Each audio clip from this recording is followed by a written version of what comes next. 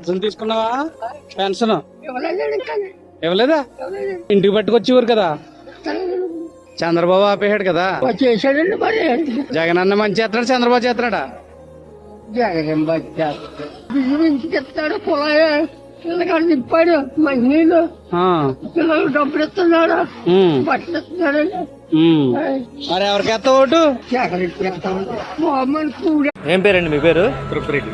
Tirupati రెడ్డా? Pension తీసుకున్నారండి? తీసుకోలేదు. ఎందుకని?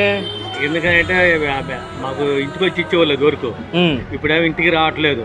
బ్యాంక్ అకౌంట్ అంటున్నారు, ఎక్కడ అకౌంట్ ఏడో ఏం అర్థం కావట్లేదు. అవి వచ్చినాయో రాలేదో తెలియట్లేదు. ఇప్పుడంతా పెద్ద ఇబ్బంది చేశారు.